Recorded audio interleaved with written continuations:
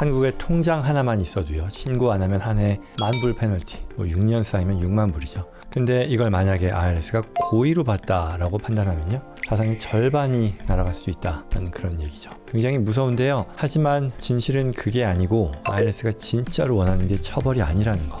오늘 영상 끝까지 보시면요, 잘만 준비하면 페널티 없이 깔끔하게 끝낼 수 있는 길이 아직도 있다는 것을 알게 되실 겁니다.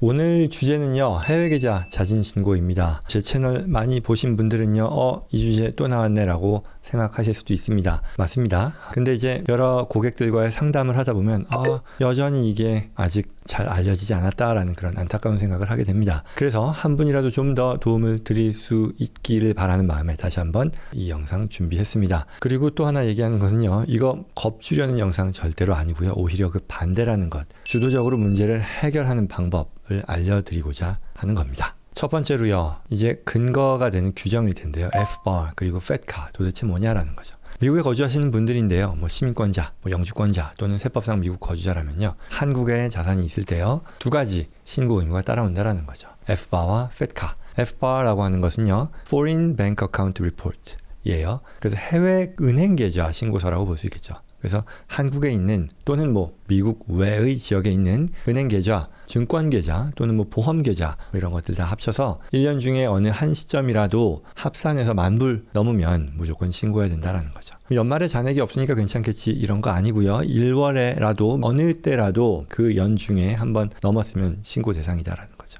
자, 두 번째로 FATCA라는 거는요, 폼 8938 신고를 말하는데요. 싱글일 경우는 5만 불, 그리고 또 이제 부부 합산일 경우에는 10만 불, 연중 평균 금액으로는 그보다 좀 더 높은데요. FATCA는 계좌뿐만이 아니고 한국 회사의 지분이라던가 외국 신탁 수익자의 지위라던가 이런 것까지 다 포함이 된다라는 거죠. 그래서 가끔 받는 질문으로 FBAR을 했으니까 FATCA는 안 해도 되냐 하는 게 있는데요. 그렇지 않습니다. 두 개는 별개입니다. 하나는 재무부, 하나는 IRS 이렇게 되는 거죠. 자, 그럼 이제 다음으로 궁금한 거, 안 했을 때 페널티가 어떻게 되냐는 거죠. 이거는요, 두 가지로 나뉜다는 거예요. 고의적인 경우와 고의적이지 않은 경우인 거예요. 고의적인 경우 뭘까요? 쉽게 생각하면 알면서도 안 했다일 텐데요. 반드시 그렇진 않습니다. 아무튼 그게 어떻게 정의가 되건 고의적인 경우라고 하면 굉장히 좀 페널티가 심합니다. 고의적인 위반은 계좌별로 부과될 수도 있는 건데요. 한 해당 10만 불 또는 보고로 누락한 자산의 50% 둘 중에 큰 금액입니다. 한 해당이니까 매년 쌓이면 배보다 배꼽이 더 커질 수도 있고요. 거기다 형사처벌까지도 될 수 있다라고 하는 거죠. 자, 그 다음에 두 번째는 내가 고의적이지 않은 위반에 해당이 되는 거죠. 어떻게 보면 몰랐다일 수도 있는데 알았다고 해서 반드시 고의적이다라는 건 아닙니다. anyway, 이게 비고의적인 위반에 해당이 되면 한 해당 최대 10,000불.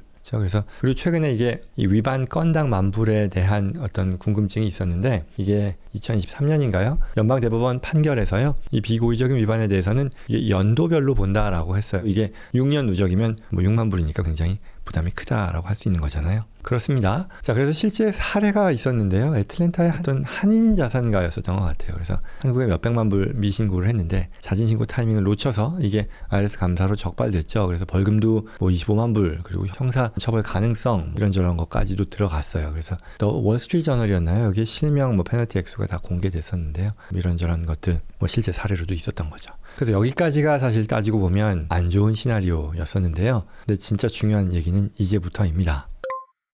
가장 중요한 포인트인데요. 뭐냐면 이 IRS는요, 잘못한 사람들, 이게 신고를 안 한 사람들을 모두 잡아 가두려는데 목적이 있는 게 아닙니다. 진짜 목표는요, 음지에 있는 어떤 케이스, 상황 또는 사안들을 양지로 끌어내는 거라고 할 수 있는 거예요. 어떤 신고 시스템 안으로 들어오게 만드는 것. 그래야 미래에도 이런 정보 보고를 잘 할 것이고, 또 정부가 원하는 그런 방향에 적절한 그런 상황으로 만들 수 있는 거니까요. 세금도 거둘 수 있을 것이고요. 그래서 이 IRS가 직접 사면 프로그램을 만들고 이걸 유지하고 있다는 거죠. 그래서 그 메시지는 명백하다. 지금 이제 자진 신고하면 잘 받아주겠다. 근데 그게 아닌 상태에서 발각이 되면 우리가 문제 삼겠다. 그리고 그건 큰 문제가 될 수도 있다라는 이런 얘기죠. 그러니 IRS의 자진 신고 프로그램에 들어갈지를 긍정적으로 판단할 필요가 있다는 건데요. 더 중요한 거는 이게 자진신고 프로그램이요, 처벌받는 게 아닌 경우도 있다는 거예요. 그래서 잘만 준비하면 페널티가 5% 또는 어떤 경우는 0%로도 끝낼 수 있다는 거죠. 그래서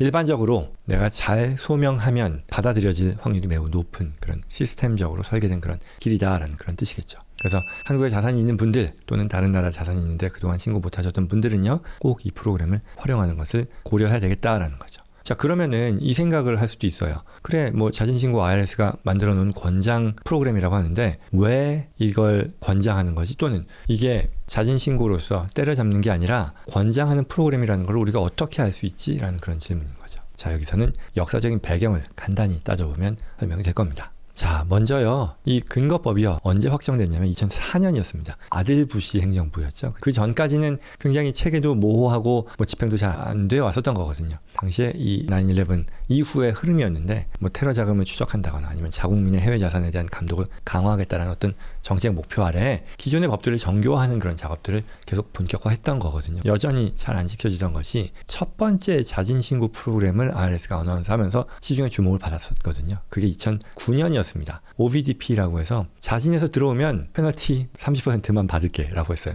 이게 도대체 무슨 말이냐 생각할 수 있겠죠. 왜? 아니, 뭐 내가 진짜 한국에 1,000만 원 계좌, 아니 그 이상으로 계좌 가진 사람들 굉장히 많이 계시잖아요. 근데 그런 사람들에게 예컨대 내가 1억 계좌가 있는데 30%, 뭐 3,000만 원 이 페널티 내면 면제해 줄게, 더 이상 문제 삼지 않을게. 그럼 이게 무슨 사면 프로그램이 이렇게나 가혹하냐라고 생각할 수 있는 거잖아요. 그래서 이 자진신고를 하는 게 아니라 오히려 시민권, 영주권 포기자들이 폭증했었던 거예요. 그래서 이거는 따지고 보면 미국 정부도 억울한 거죠. 자진신고에 대한 이 OVDP 사면 프로그램은 사실은 타겟했던 것들이 고의적인 위반자들을 대상으로 했었던 거거든요. 근데 그러한 고의적인 위반, 비고의적인 위반을 구분하지 않고 하나의 사면 프로그램을 두다 보니 갑자기 이거는 원했던 결과는 자진신고를 유도하는 거였는데, 그게 아니라 너도 나도 나 시민권 포기할래, 영주권 포기할래, 이거는 정부가 원하던 그림이 전혀 아니었었던 거죠. 그래서 이런 배경에서 이제 나왔던 얘기가 진정한 의미의 비고의적 위반자들을 보호할 방법이 필요했고, 이러한 배경에서 나온 이 비고의적으로 신고 못한 분들을 위한 사면 프로그램,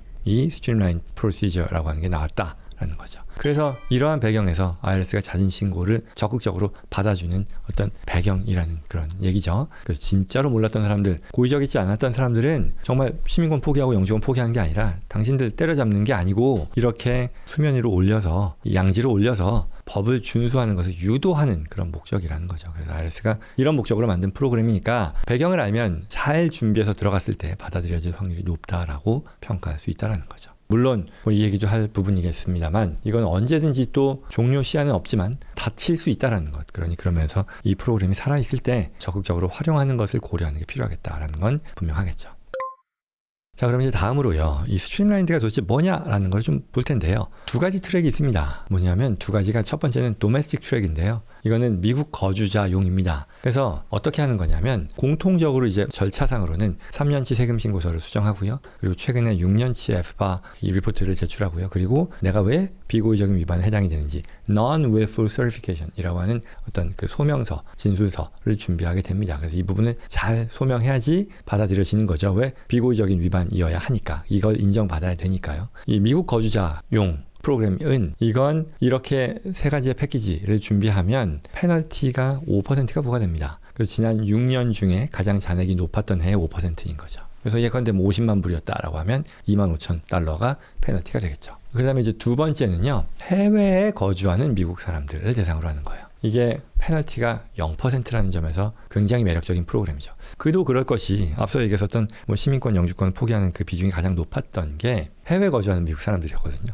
옛날 그 사면 프로그램에 따르면 이거 30%를 세금 페널티로 내라고 하니까 됐다, 내가 뭐 미국에 살지도 않는데 포기하고 말지, 영주권 시민권 포기하지, 이렇게 됐었잖아요. 그런 이 사람들을 대상으로 가장 유리한 사면 프로그램을 만든 거잖아요. 그래서 해외 거주하시는 분들은 페널티가 0이라는 거예요. 그러니 뭐 누락된 미국 세금 부족액, 그리고 또 이자 성격의 피만 내면 끝난다라는 거죠. 다만 이 해외 거주하는 그런 경우에는 직전 3년 중에요, 최소 1년 이상 미국 외의 지역에 이 거주해야 된다라는 것. 그리고 그 미국 외의 지역에 거주라는 것은 미국 체류가 이 30일 미만이어야 한다라는 그런 내용입니다. 아까 얘기했던 이 Non-Willful Certification, 이게 얼마나 중요하냐면요, 당연히 내가 이러한 스트림라인드 프로그램에 자격이 된다라는 것을 보여주는 그런 진술서일 텐데 이게 가장 키죠. 정말 잘 써야 되고요. 잘못 썼다가는 이게 내 자기 자백 또는 고백이 돼서 이게 만약에 비고의적이다라는 것이 인정되지 않는다고 하면 이거는 완전히 아니한 것만 못한 상황이 될 수도 있죠. 이론상.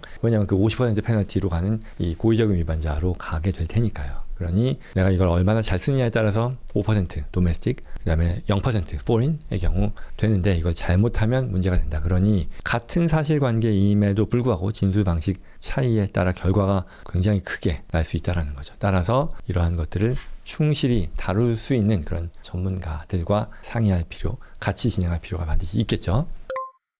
그러면 이 스트림라인드가 반드시 모두에게만 되는 건 아니다예요. 그러면 어떤 경우가 있느냐? 특히 이런 거 있잖아요. 도메스틱의 경우. 이게 비고의적인 위반임에도 불구하고 5% 페널티. 상황에 따라서는 이것도 굉장히 부담이 클 수 있잖아요. 그런 이걸 0으로 줄일 수는 없나? 라는 이런 생각하는 거죠. 자, 여기서 핵심 개념이 나오는데요. 뭐냐면 reasonable cause라고 하는 겁니다. 우리말로 정상 참작일 텐데 이건 사실 따지고 보면 모든 어떤 과세와 관련된 사면 프로그램의 근저에 깔린 법적인 근거라고도 할 수 있어요. 그래서 코드 섹션 세법에도 있고 또 IRS의 어떤 이 에이전트들로 하여금 세무 감사를 할 때 반영해야 되는 고려해야 되는 그런 메모랜덤 여기도 나오는 건데요. 결국 그 기준을 뭐라고 얘기하냐면 이 ordinary business care and prudence라고 해요. 그래서 일반적으로 평범한 사람들이 보통의 주의력으로 행동했다면 이게 어떻게 됐겠느냐? 그런 게 이제 정상 참작의 기준이라는 거죠. 그 기준을 충족했음에도 불구하고 신고를 못한 거라고 하면 페널티를 면제해주겠다라는 이런 컨셉이거든요. 그래서 이게 해외계좌 신고에서도 적용이 됩니다. 그래서 사유로는 잘못된 전문가 자문에 의존했다거나 아니면 본인이나 가족이 어떤 심각한 질병으로 고생했다거나 사망했다거나 또는 IRS 규정 변경을 합리적으로 모를 수밖에 없었던 그런 상황이 적용된다거나 또는 나의 사안이 예컨대 우리 같은 이민자들의 경우라면 이 이민 온 출신국의 계좌 그리고 그 계좌의 성격이 아주 액티브한 거래에 어떤 치중한 그런 계좌가 아니라 패시브 인베스트먼트 이자 배당 정도에 해당이 된다거나 이런 것들이 될 거예요. 그래서 이러한 리즈너블 컷을 가장 효율적으로 활용함으로써 내가 계좌 신고를 안 했음에도 불구하고 이 0% 페널티를 웨이브 받는다는 표현이 더 적절할 텐데요. 이런 방식으로 트라이 해보는 것이 있고요. 그 중에 대표적인 것이 지금 얘기하는 DIRS입니다. Delinquent International Information Return Submission인데요. 누락된 해외 정보 신고서 제출 프로그램 이렇게 볼 수 있을 겁니다. 그래서 이건 뭐냐? 내가 해외 어떤 정보를 보고하지 않았음에도 불구하고 이로부터 비롯된 누락 세금이 없거나 있어도 매우 미미한 수준이다라고 한다면 그러면 이제 내가 정상 참작, 이 리즈너블 컷을 시도해 볼 수 있다라는 그런 얘기죠. 그래서 페널티 면제를 해달라라는 그런 얘기죠. 그래서 이걸로 처리할 수 있는 여러 양식들이 있어요. 한국에 또는 외국에 내가 보유하고 있는 회사, 지분에 대한 정보, 그렇죠? 그리고 또 외국으로부터 받은 어떤 10만 불 이상의 증여를 신고 안 했을 때 이런 보고 양식의 누락에 대해서 사면받는 것들, 여러 가지. 그 중에는 또한 당연히 FATCA 보고서 폼 8938도 포함이 된다라는 거죠. 그래서 특히 이 해외 금융계좌 정보뿐만 아니라 이 한국에서 부모님들로부터 증여를 받은 분들, 10만 불 이상 증여를 받으면 3520이라고 하는 이 정보 보고, 폼 3520을 보고해야 되는데 이걸 또 깜빡하는 경우가 굉장히 많거든요. 그래서 이게 정보 보고의 누락이라는 거예요. 세금을 미국 사람이 내는 건 아니고요. 그랬을 때 이런 DIRS 프로그램을 통해 이 페널티를 0으로 줄이면서 깔끔하게 해결할 수 있는 그런 길이 있다라는 것을 또한 말씀드립니다. 그리고 이런 reasonable cause라고 하는 것은 해외 계좌 또는 이런 방금 말씀드린 해외 증여나 이런 것들만이 대상이 아니고요. 해외 법인 신고 누락한 거야. 해외에 가지고 있는 여러 가지 나의 경제 활동과 관련된 어떤 자산들이라고 하면 일반적으로 맞는 표현이겠죠. 그래서 한국에 본인 명의 회사가 있거나 부모님의 사업체 지분을 받았다거나 이런 것들 사실 보고 안 하면 건당 10,000불씩 페널티가 자동으로 붙거든요. 근데 이런 것들을 해결할 수 있다라는 그런 얘기입니다. 그러면 여기까지 얘기하면 이제 자진신고 프로그램에 대해서 다시 한번 우리가 고오버한 거예요. 많은 경우 고의적이지 않은 위반에 해당이 되더라. 그리고 그랬을 때 우리가 스트림라인드를 하거나 아니면 그렇지 않으면 DIRS와 같은 Reasonable Cause 베이스의 프로그램을 우리가 시도해 볼 수 있더라라는 거죠.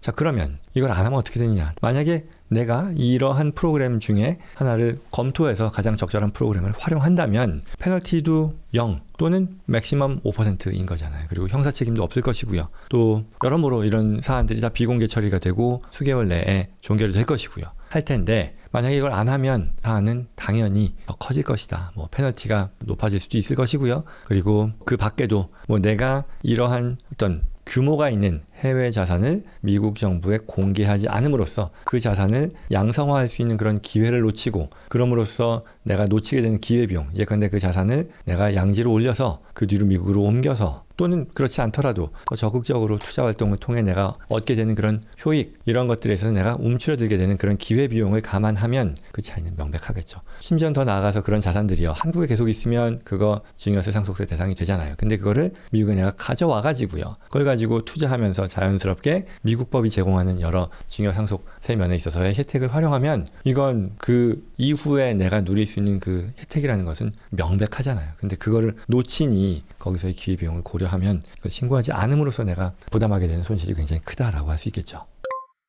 자, 여기까지입니다. 그래서 실무 가이드를 좀 더 말씀을 드린다면 결국 본인이 여기에 해당이 되는지 한번 점검을 해야겠죠. 첫 번째, 뭐 한국에 금융계좌가 있느냐, 두 번째, 한국에 사업체나 회사 지분이 있느냐, 이런 거죠. 뭐 금융계좌라고 하면 뭐 은행, 적금, 증권, 보험, 가상자산 뭐 이런저런 것들이고요. 이게 10,000불 이상 있냐라는 거겠고요. 사업체나 지분을 얘기하는 것은 뭐 가족 사업체, 비상장, 주식, 부동산, 법인 뭐 이런 것들을 얘기하는 걸 거예요. 그리고 세 번째 질문은 한국에서 부동산이나 어떤 상속, 증여 자산을 받은 바가 있느냐, 그리고 이게 100,000불 이상이냐라고 한다면 이 역시도 보고를 해야 되는 거니까 요 셋 중에 하나라도 해당이 된다면 본인의 케이스를 정확히 진단받아 보는 게 좋겠다. 그리고 제가 추가하고 싶은 얘기는 많은 경우 이게 그렇게 골머리를 썩이는 것에 비해 솔루션이 나올 수 있다.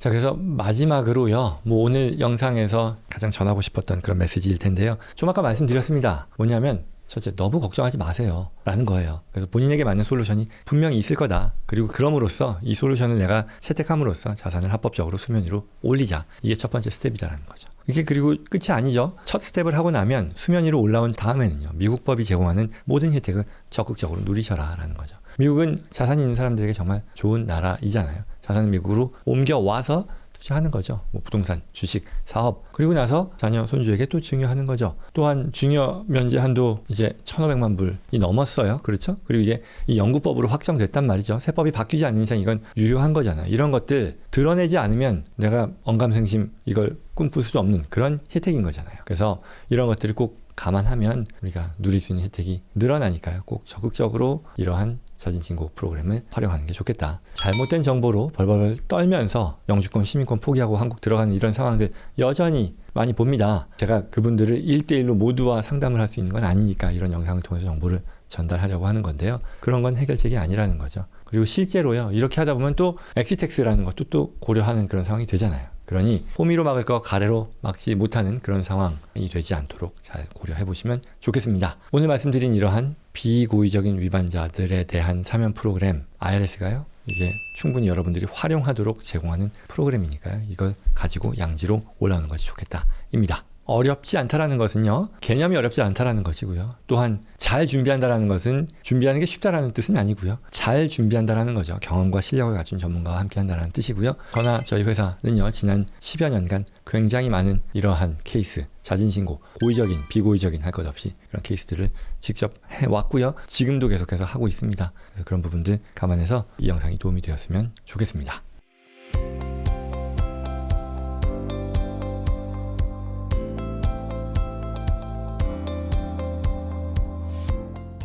자, 여기까지였습니다. 오늘 내용 도움이 되었길 바라고요. 오늘 다룬 주제와 관련해서 도움이 필요하거나 저와 제시앤컴퍼니 전문가들과의 상담을 희망하시는 분들은요, 영상 더보기란 또는 고정 댓글에 있는 연락처로 연락 주시기 바랍니다. 구독과 좋아요로 다음에도 꼭 필요한 정보 놓치지 마시고요. 주변 분들께도 전달될 수 있도록 도와주시기 바랍니다. 고맙습니다.